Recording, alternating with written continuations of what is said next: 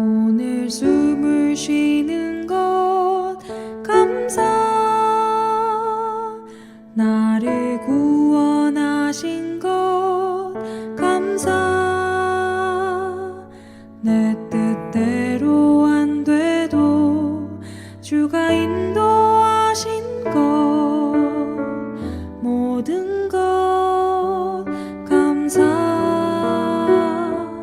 내게 주신 모든 것 감사. 때론 가져가심도 감사.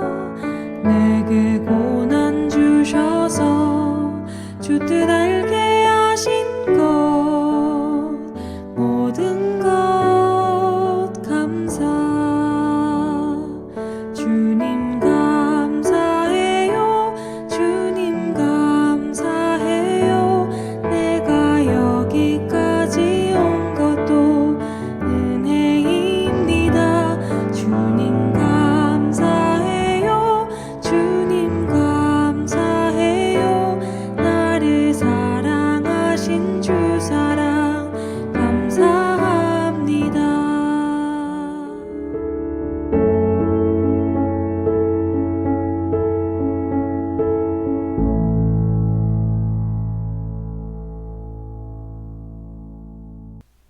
안녕하십니까. 화요일 저녁 시간에는 대선지서의 개요에 대해서 말씀드리고 있습니다.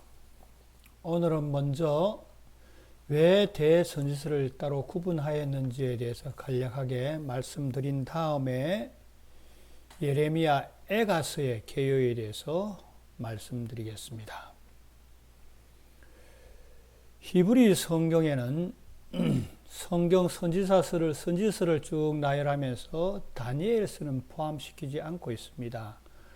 다니엘서는 문학소의 지혜 문학에 속해져 있으며 소선지서 12권은 연대순으로 잘 뒤에 묶여져 있습니다. 사실 연대순으로 한다면 에스겔서는 소선지서에 속해져야 하지만 히브리 성경에는 이사야, 예레미야, 에스겔을 따로 분류하였고 그 다음에 소선지서 12권을 분류하고 있습니다. 그 이유는 대선지서 이사야, 예레미야, 에스겔이 상당히 양이 많습니다. 이사야는 66장이며 예레미야서는 52장이며 에스겔서는 48장입니다. 이 세 성경절이 책이 약 166장이 됩니다. 반면에 소선지서는 12군이지만 81장 정도 됩니다. 그래서 소선지서보다 훨씬 더 분량이 많기 때문에 대선지서로 분류하였으며 또 대선지서로 분류한 그것을 놓고 선지서를 공부하는 교수님들과 학자들이 대선지서만을 보면 이런 좀 특징이 있다고 합니다. 이사야서는 우리가 공부하였듯이 참 아름다웠고 정교한 문체로 시작된 책입니다. 예레미야서는 우리의 마음을 동력케 하고 우리의 마음을 격동시키는 그런 기별이 있는 성경책이 예레미야서입니다. 반면에 에스겔서는 신비로운 짐승의 표상들이 가득한 그런 책이 대선지서 중에 하나였던 에스겔입니다. 그래서 대선지서를 공부하시는 분들은 이사야서에서의 그 아름답고 정교함에 매력되어서 예레미야서에 와서는 우리가 잠시 마음이 격동하고 진동되었다가 에스겔서에 와서는 신비로운 세계에 빠져들게 한다라고 하는 그런 매력이 있는 책이 대선지서라고 합니다. 그리고 대선지서를 쓰신 이 기자들, 선지자들의 생애도 좀 특징이 있습니다. 이사야서는 이사야와 표상적으로 그의 부인과 그의 두 아들이 가족 전체가 선지자로 부름을 받았던 뜻하게 보여지며, 예레미야는 그가 결혼을 하고 싶었지만 결혼을 하지 못하게 하는 총각으로서의 봉사를 하였으며, 에스겔은 결혼은 하였지만 잠시 후에 그의 사랑 하나를 잃게 되는 그런 경험을 통해서 특별한 가족 관계들 속에서 이 대선지자들이 부름을 대선지서의 기록자들이 부름을 받았다라는 그런 특성이 있는 책이 이 대선지서입니다. 그래서 10월 달에는 대선지서의 개요에 대해서 공부를 하고 있는데, 오늘 시간에는 대선지서의 기자 중에 한 분이었던 예레미야 선지자가 쓰신 예레미야 애가의 개요에 대해서 말씀드리도록 하겠습니다. 애가라고 하면 비탄과 슬픈 음조로 노래하는 것을 애가라고 합니다. 아주 슬픈 노래가 애가다라는 뜻이죠. 그래서 애가서의 명칭은 히브리 성경에서는 에크라고 되어서 그 말의 뜻은 어찌하다라는 그런 뜻입니다. 한국어로도 애가라고 하면 슬픈 노래이며 아주 슬픈 노래를 구슬피 부른다라고 우리가 잘 알고 있습니다. 애가서의 저자는 제가 말씀드렸듯이 예레미야입니다. 여러 정황들을 봤을 때 예레미야입니다. 왜냐하면 이 구슬픈 노래를 부를 수 있는 그 예레미야의 상태와 잘 교차되고 조화되기 때문이다라고 보고 있습니다. 그런 애가서는 성경 가운데 가장 정교한 문학적 구조로 짜여진 5개의 대시로 구성된 책이 애가서입니다. 예레미야서는 5장으로 된, 예레미야 애가는 5장으로 된 책입니다. 5장인데 1장도 22절, 2장도 22절, 3장은 66절, 4장은 22절, 5장도 22절로 구성되어 있습니다. 1, 2, 4, 5장이 22절인데요. 이 22절이 어떻게 구성이 되어 있느냐 하면 히브리 알파벳 각 한 장마다 히브리 알파벳이 22자입니다.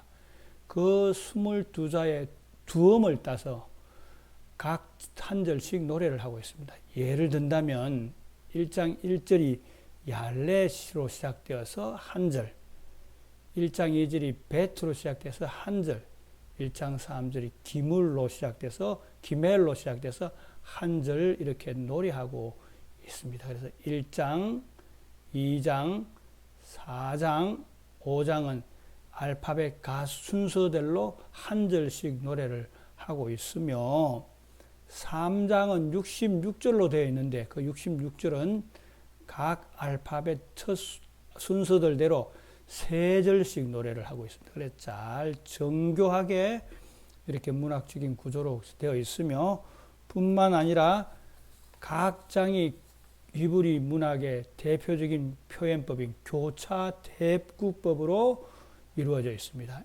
1장과 5장, 2장과 4장, 3장은 제일 중심에 놓여져 있으므로 중심 사상이며 또 주제이며 또 가장 중요한 내용을 3장에 두고 있습니다. 그래서 1장은 예루살렘의 공견과 대차에 이르는 5장은 예루살렘의 기도, 2장은 하나님의 진노와 여호와의 진노, 3장은 위치나 내용 면에서 가장 중심에 있는데 그 가장 중심에 있는 것은 위로, 희망을 노래하고 있는 책입니다.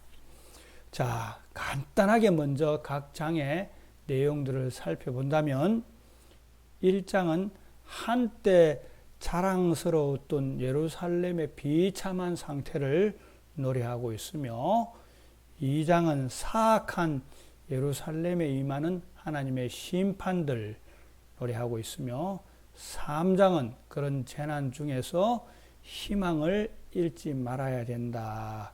희망을 꼭 가져야 된다라고 노래하고 있으며 4장은 이 제약의 결과로 유대 백성들이 재난을 당하는, 심판을 당하는 모습이 노를 하고 있으며 5장은 하나님의 은혜로 회복되는 그러한 모습을 노래하고 있습니다. 이 슬픈 노래 에가서는 히브리 성경 다섯 건의 두루마기 중 다섯 두루마기 가운데 세 번째 두루마기 속한 것으로서 룻기, 아가, 전도서, 에스더, 에가와 함께 한 두루마리에 있었는데 예루살렘이 파괴되던 아버월 9일, 아버월은 유대력으로 다섯 번째 오는 달입니다. 아버월 9일에 늘 낭독하였다고 합니다. 아버월 9일은 어떤 일이 있었느냐 하면 BC 586년 아버월 5월 9일에 유대력 5월 9일에 영원한 쉴 곳이었던 아름다운 처녀로 묘사되었던 또 하나님의 도상으로 매서되었던 예루살렘이 바벨론 군대에게 무참히 무너져 버리는 날이었습니다. 그래서 이스라엘 나라에서 가장 처참한 날이었죠. 그 날에 이 에가서가 늘 낭송되었다고 합니다. 에가서의 주제는 어떤 주제냐 하면 말씀드렸다시피 희망이 없는 곳에 희망이 있다라고 노래하고 있는 책이 에가서입니다.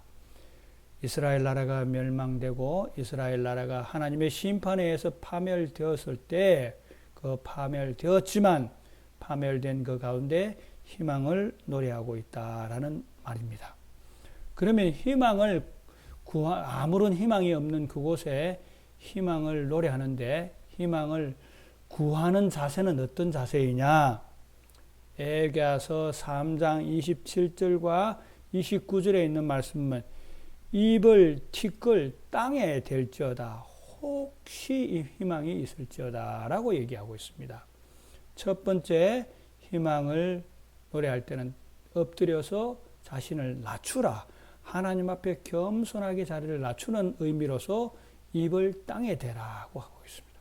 두 번째 어떻게 해야 되냐니까 에가서 3장 40절과 41절에 있는 말씀 보면 너희의 행위를 조사하고 돌아가서 마음과 손을 하나님께 들자라고 얘기를 하고 있습니다. 노래를 하고 있습니다. 마지막으로 에가서 3장 55절과 56절에 있는 말씀은 주의 이름을 불렀다라고 되어 있습니다. 그래서 가장 처참하고 희망이 없는 그때에 희망을 찾기 위해서는 먼저 자신을 낮추고 나 자신의 행위와 나 자신의 행위들을 하나님께 잘 돌아보고 하나님께 돌아가서 주의 이름을 부를 때 희망이 생기게 된다라는 말씀입니다. 그런 의미에서 구약에 여러 희망이 없었던 사람들의 삶의 자세들을 희망을 얻었던 사람들의 자세들을 보면 야곱 우리가 잘 아시는 인물입니다. 아버지를 속이고 그의 형의 축복을 갈취해서 외삼촌 집 라반으로 돌아갈 때 그가 베델에서 꿈에 나타난 사닥다리로 나타난 예수님의 현현을 보고 그가 무릎을 꿇고 자신을 돌아보고 하나님을 부르짖을 때 희망이 보이기 시작했습니다. 또 요셉도 그의 형들의 미움을 사서 애굽 나라의 종으로 팔려갈 때 자신을 돌아보고 겸손히 자신을 낮추었을 때 희망이 보이기 시작하였고 그의 삶에 새로운 시작이 되었다는 것을 우리가 알고 있습니다. 다니엘도 마찬가지입니다. 그가 이방 나라로 붙잡혀 갔을 때 하나님께 그의 마음을 돌렸을 때 희망이 시작되었다는 것을 우리가 알 수 있습니다. 우리의 삶들 가운데 희망이 없고 어려움이 있을 때 에가서에서 말씀하시는 희망을 찾는 방법들을 생각하시면서 하나님으로부터 큰 은혜와 축복 또 희망이 없는 곳에 꿈을 꼭 찾게 되시기를 바랍니다. 이런 에가서는 예레미야의 생애와도 너무나 이 조화를 이루고 있고 생애가 그의 에가서의 노래에 잘 비춰져 있습니다. 예레미야는 어떤 선지자였느냐 하면 이 대선지서도 선지서의 저자로서도 그렇고 또 다른 선지서들의 저자들과도 비교해 봤을 때 예레미야만큼 많이 울고 마음이 아팠던 사람들도 없습니다. 예레미야가 가장 많이 마음 아팠고 마음이 슬펐다라는 뜻입니다. 그는 하나님이 결혼도 못하게 하시고 병으로 끊임없이 육체적인 고난을 받았고 엘리야처럼 기적을 많이 일으킨 인기 있는 선지자도 아니었으며 그의 예언은 늘 백성들에게 또 관원들에게 왕들에게 다른 제사장들에게 달게 받아들이는 예언이 아무것도 없었습니다. 그는 40년 봉사 내내 끌려다니다가 또 고난받다가 중상모략받다가 저주와 핍박을 받다가 또 마침내 자기가 쓴 그 글은 잘 기록되었던 글이지만 불태워지기도 하고 생명의 위협과 투옥과 심지어는 깊은 진흙 구덩이에 빠져서 건져내서 사살의 결박이 되어서 이리 저리 끌려달렸던 그야말로 처참한 삶을 희망 없는 삶을 살았던 선지자가 예레미야였습니다. 예레미야입니다. 그래서 그는 정말로 백성들을 위해서도 그렇고 자신들의 처지에 대해서도 그렇고 눈물 어린 선지자였습니다. 예루살렘 성과 예루살렘 도성과 백성들에 의해서 얼마나 많은 눈물을 흘렸는지 모르겠습니다. 그런 눈물의 선지자의 렌즈를 통해서 비춰지는 예레미야서의 에가서의 기별은 눈물 속에서 하나님의 자비스러운 무지개를 본 선지자의 글로서 우리들 삶 가운데서 희망이 없고 절망되는 가운데 가장 희망적인 소식을 주는 우리에게 가장 또 하나님을 바랄 수 있는 기별을 주는 책이 예레미야서입니다. 에가서입니다. 그러므로 우리의 삶들 가운데 힘들고 지칠고 또 희망이 없어 보일 때 에가서를 통해서 우리의 삶들 가운데서의 새로운 희망을 찾게 되시되 그 희망은 누구시냐 하면 수고하고 무거운 짐진 자들아 다 내게로 오라고 초청하시는 예수 그리스도이시며 이 세상에서 가장 희망 없는 상태에서 죽으심으로 말미암아 모든 인류를 구원하신 십자가에 달리신 예수 그리스도라라는 사실들을 생각하면서 예레미야 에가서를 통해서 가장 희망 없는 우리의 상황들 가운데서 십자가에 달려 돌아가시고 우리의 모든 수고와 어려움을 해결해 주시는 위로의 하나님 예수 그리스도를 꼭 찾게 되시는 만나게 되시는 우리 성도님들이 되게 되시기를 바랍니다. 어느 한 유대인 나치에 끌려갔다가 극적으로 살아났던 유대인 극작가가 이런 말씀을 했습니다. 그가 나치에 끌려가게 되었을 때 끌려가는 열차에서 수많은 유대인들이 울고 부르짖고 자신의 앞길이 어떻게 해야 할지 답답한 그 상황 가운데서 있을 때 옆에 있는 랍비에게 물었습니다. 이러한 가운데서 하나님을 찾아야 되는가? 라고 물었을 때에 이 랍비가 이렇게 대답하였다고 합니다.